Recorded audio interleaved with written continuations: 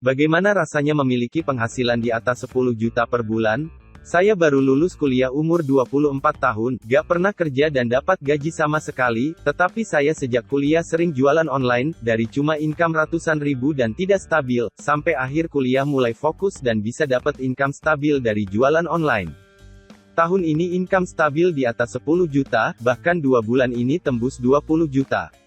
Rasanya jujur bingung duitnya mau buat apa, karena gaya hidup saya juga biasa-biasa saja. Uang 2 juta sudah cukup untuk saya hidup di Jogja. Uangnya pun sekarang hampir semua masuk ke modal usaha.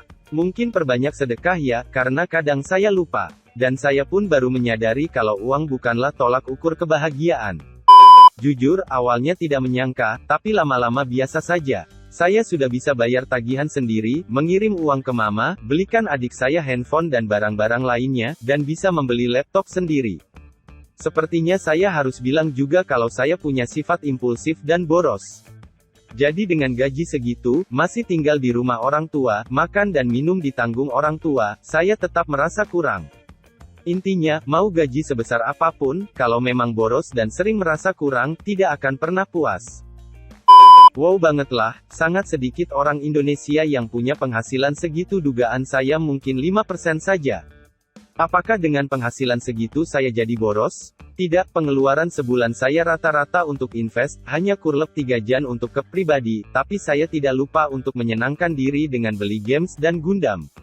Saya sekarang punya rumah cukup kecil, motor 1, dan iPhone, surat berharga 100 jan, dengan aset segitu apakah saya nyaman?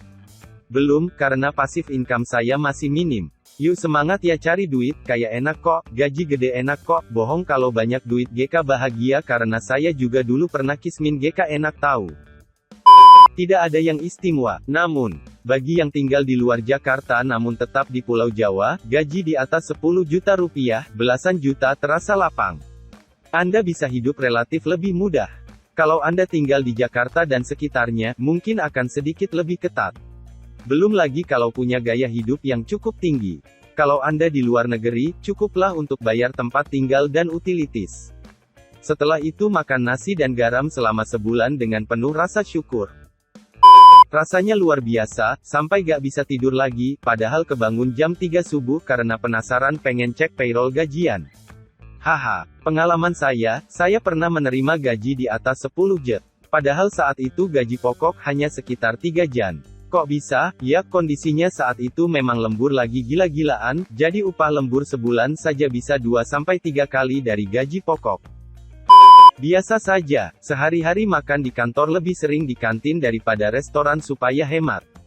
Pergi pulang kerja lebih sering naik ojol MRT karena malas berurusan dengan kemacetan. Ganti-ganti HP relatif jarang, biasanya jika sudah lewat 3 tahun. Traveling juga jarang, karena tidak mau membuat jatah cuti sia-sia. Oke, mungkin agak boros di makanan, karena memang hobi makan. Dan fotografi, karena harga peralatan motret memang relatif gak murah. Ya sudah, gak ada yang spesial selebihnya. Masalahnya, karena penghasilan saya masih belasan juta, toh sudah di atas 10 jet kan P.